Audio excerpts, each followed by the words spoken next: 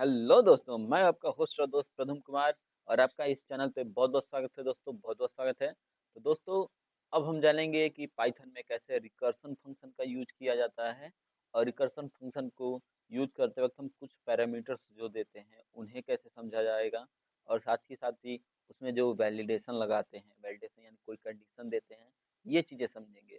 ठीक है फ्रेंड्स, तो प्लीज़ वीडियो में बने रहें और हमारे इस चैनल को सब्सक्राइब करें।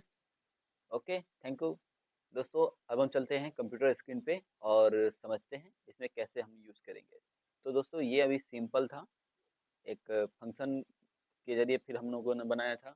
ये पहले सिंपल इतना हमने किया था और जस्ट उसके बाद हमने यहाँ पे फंक्शन लगा दिया और फंक्शन को हमने यहाँ पे कॉल कर दिया।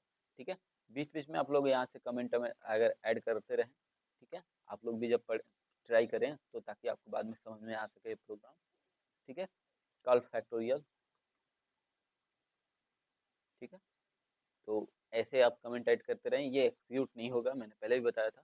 ठीक है फ्रेंड्स, तो मैं इसको अभी क्या करता हूँ कि एक नई फाइल क्रिएट कर लेता हूँ यहाँ पे fact2 के नाम से।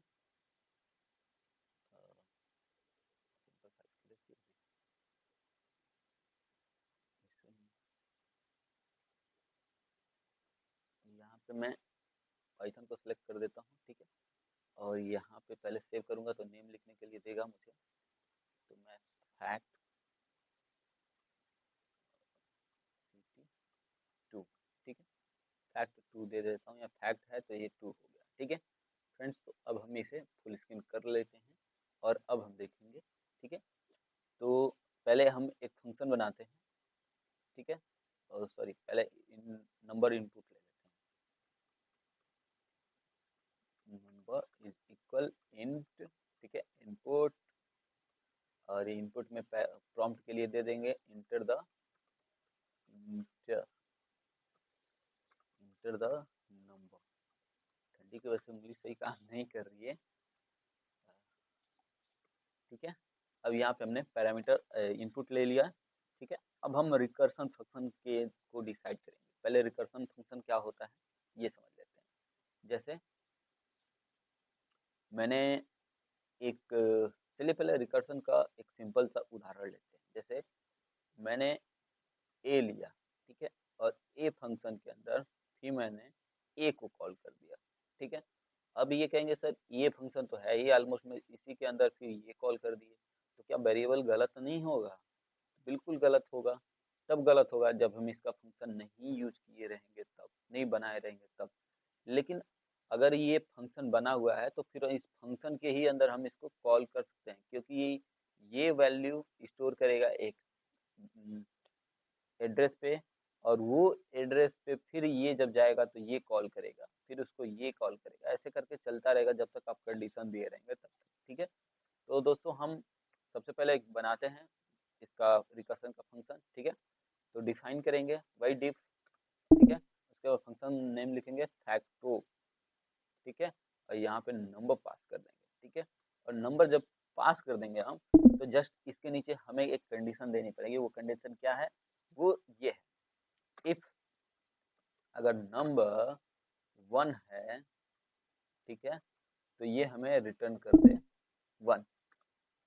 जस्ट हो गया, ये कंडीशन क्लियर।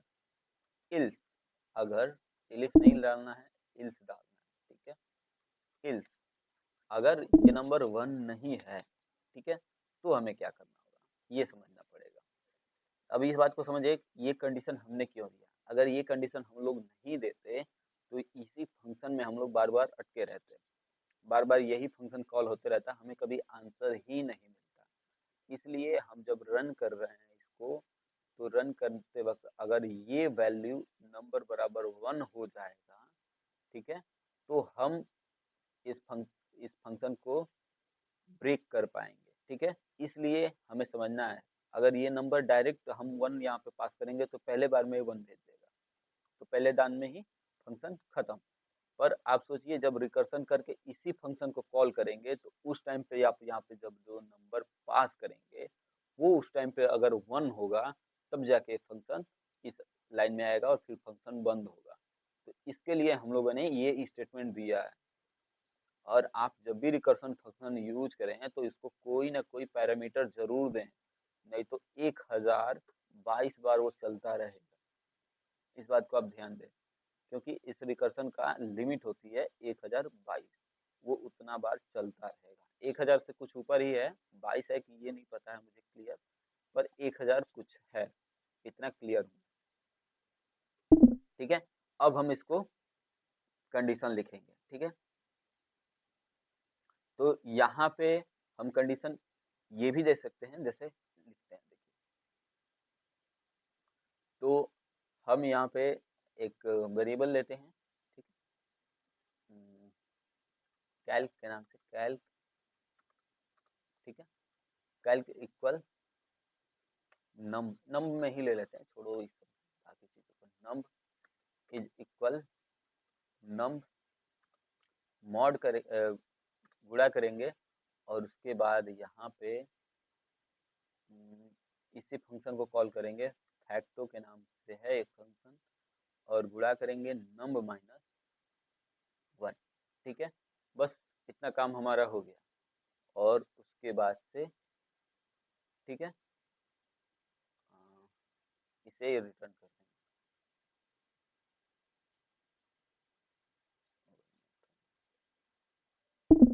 ठीक है,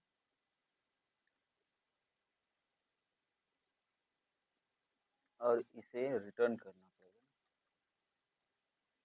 रिटर्न करना पड़ेगा नम।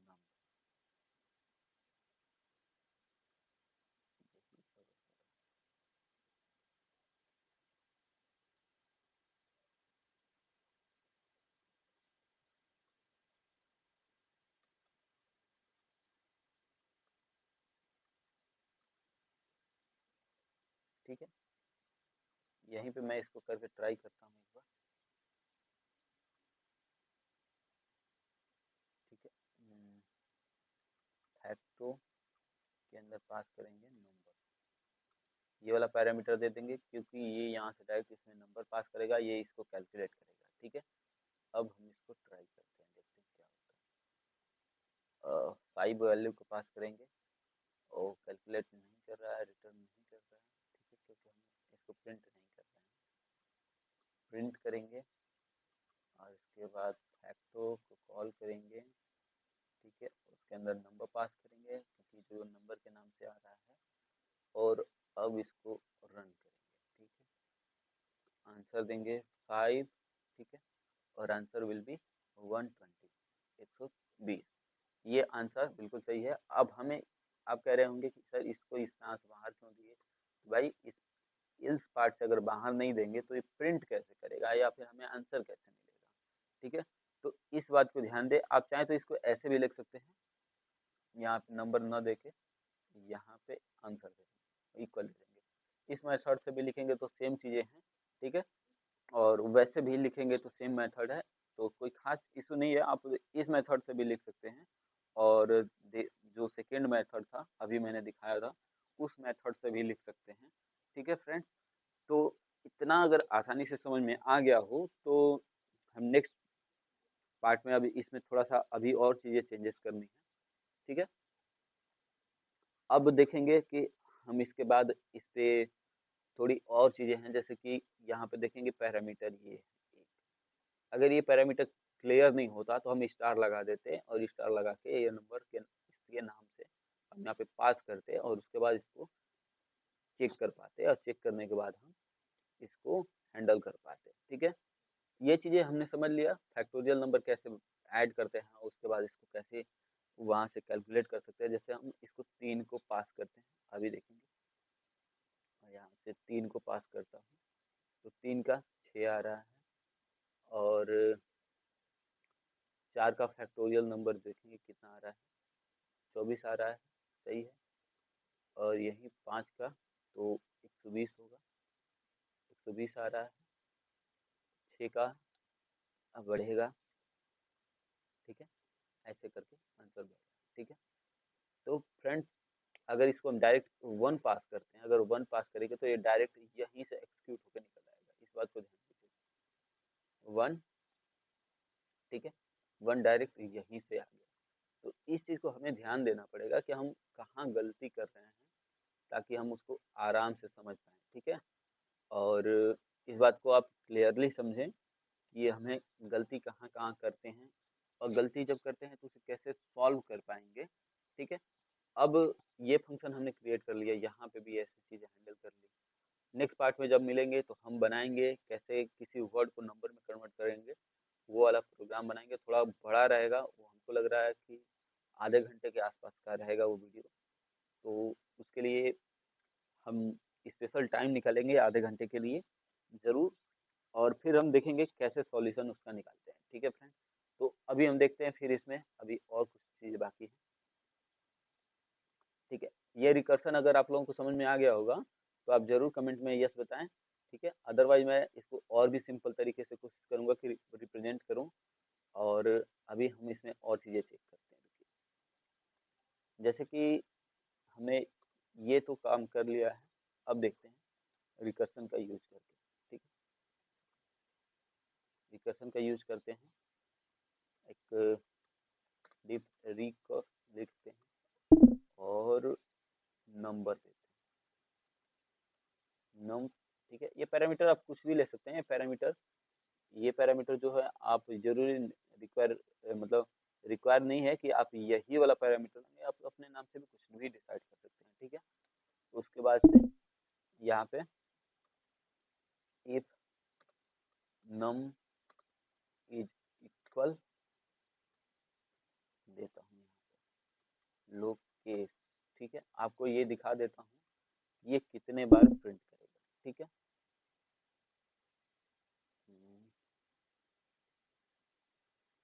छोड़िए, मैं इसको 1 ही पास कर रहा हूँ, प्रिंट करके दिखाता हूँ कि ये कितने बार करेगा, ठीक है? तो ब्रेक हो जाएगा, ठीक है? अदरवाइज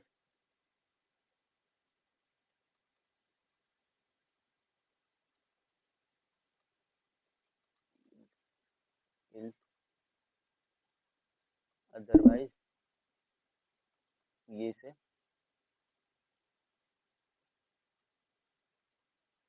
प्रिंट करेगा, प्रिंट करेगा नंबर को, ठीक है? और ये सारा का सारा कॉल होगा इससे रिक फंक्शन में, ठीक है? अब इस बात को ध्यान दें आप लोग कि अब ये रन होगा, ठीक है?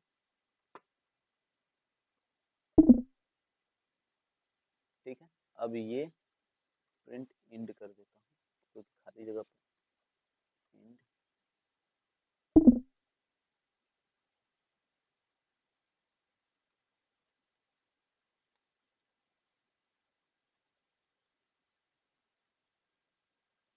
खाली, ठीक है?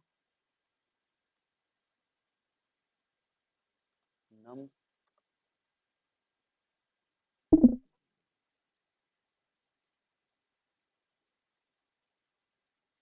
चलो ठीक, नम प्लस माइनस इक्वल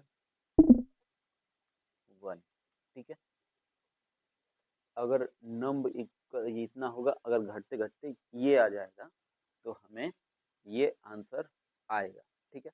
बार बार प्रिंट होते रहेगा, और जितना हम वैल्यू पास करेंगे उतने बार, ठीक है? तो ये 1000 उतने बार चलेगा, उसके बाद बंद हो जाएगा, ठीक है? तो हम इसे पास करते हैं, रीक को पास करते हैं 1500, देखते हैं क्या होता है। इसको कमेंट आउट कर देता हूँ ताकि ये रन नहीं होगा, इसको मैं कमेंट आउट कर दे रहा हूँ, और यहाँ भी ये यूजर का वाला कमेंट आउट कर दे रहा हूँ ताकि ये रन नहीं होगा, ठीक है? और अब इसे हम दोबारा चेक करेंगे, और फिर इसके बाद इसे ऐसे करेंगे, इनवैलिड आ रहा है, मैंने गलत लिखा है क्या? कहीं गलत लिखा है, studio.in,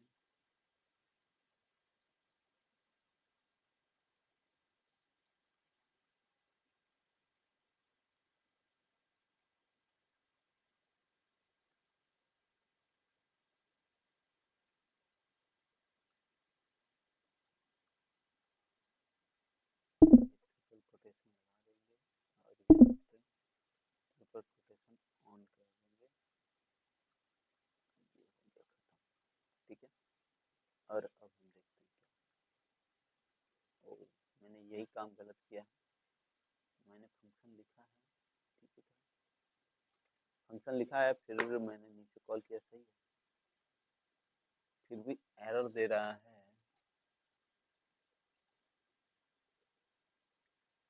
कोई इशू नहीं, कोई बात।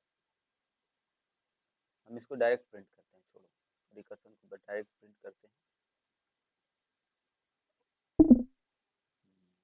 प्रिंट, ठीक है, प्रिंट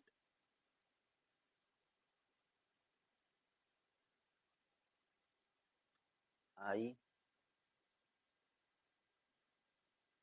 प्लस इक्वल 1, ठीक है, आई प्लस इक्वल 1, यहाँ पे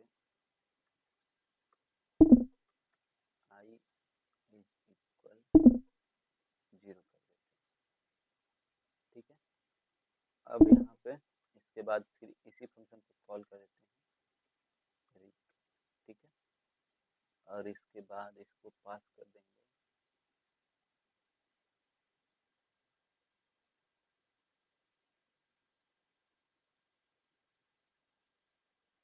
नंबर, ठीक है, कोई इशू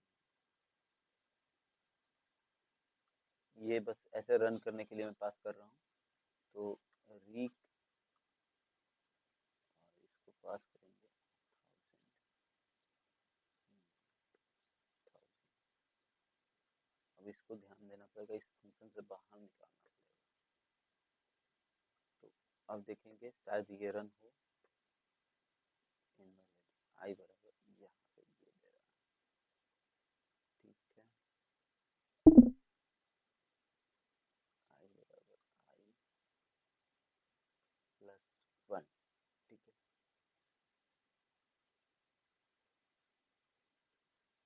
इसमें तो आंसर गलत आ रहा है। अच्छा, यहाँ पे डिक्लेयर नहीं कर सकते, कोई इशू नहीं, प्लस इक्वल कर देंगे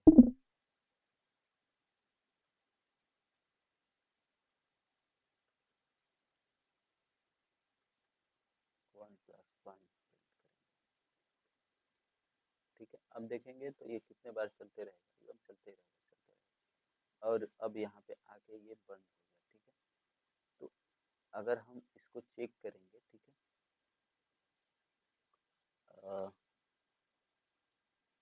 आई बराबर 1 करते हैं, ठीक है, आई बराबर 1, तो अब रन करेंगे, ठीक है। तो अब देखेंगे ये उतने बार ही चलता रहेगा। अब हमें यही समझने वाली बात है कि ये कितने बार चलता रहेगा। तो हम नेक्स्ट प्रोग्राम में जब बनाएंगे तो उसको भी काउंट करने वाला बनाएंगे, और काउंट करके देखेंगे कि कैसे कितने नंबर तक जाके ये खत्म हो रहा है, ठीक है। और इसको ऐसे बना सकते हैं, चलिए हम बना ही दे रहे हैं, आई बराबर 1, और आई प्लस इक्वल प्लस इक्वल 1, ठीक है। अब होगा प्रिंट आई, ठीक है, और फिर ये फंक्शन कॉल हो जाएगा नंबर के साथ, ठीक है। 2 ही आ रहा है, बार बार यही फंक्शन कॉल हो रहा है,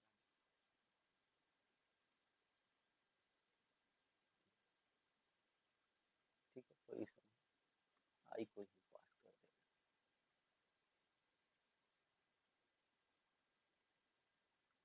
आई को डिक्लेयर करना है, यहाँ गलत कर दिया, बस यहाँ पे आई को नहीं लेते हैं बल्कि नंबर को लेते हैं। Num is equal plus equal 1 कर दो, और यहाँ पे नम को प्रिंट करो, नम को प्रिंट कर दिया मैंने, और यहाँ पे नम को प्रिंट करता हूँ, ठीक है। अब यहाँ पे चूंकि मैंने कोई पैरामीटर नहीं दिया है, इसलिए बस 1 पास करता हूँ, और पास करने के बाद मैं इसको रन करता हूँ। तो अब मुझे आंसर के साथ साथ ये देखिए डिजिट सारे प्रिंट हो रहे हैं, 1098 बार ये जा रहा है टोटल।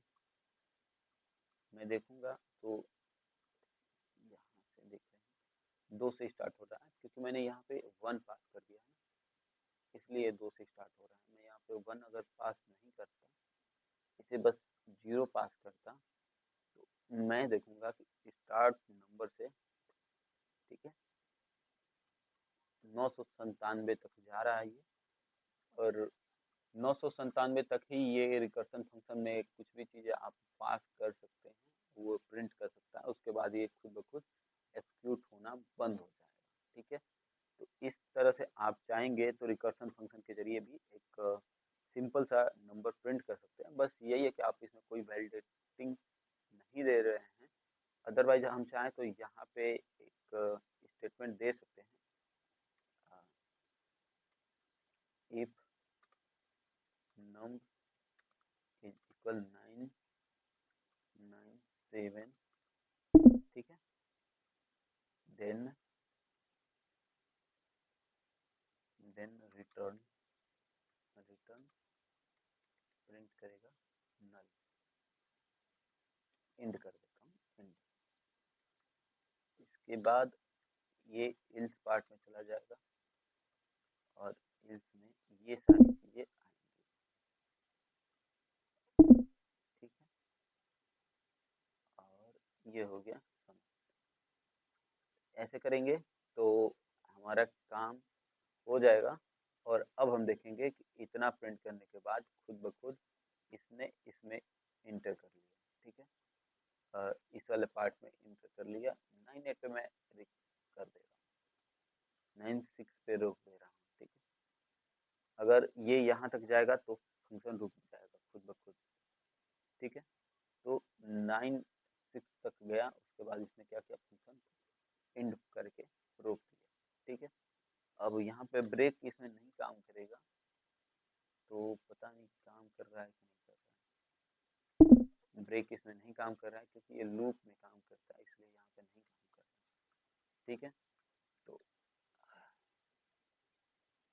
एक काम कर सकते हैं, यहाँ भी एक स्टेटमेंट डाल सकते हैं, इफ, ठीक है, नम नंबर इज इक्वल 996, ठीक है, देन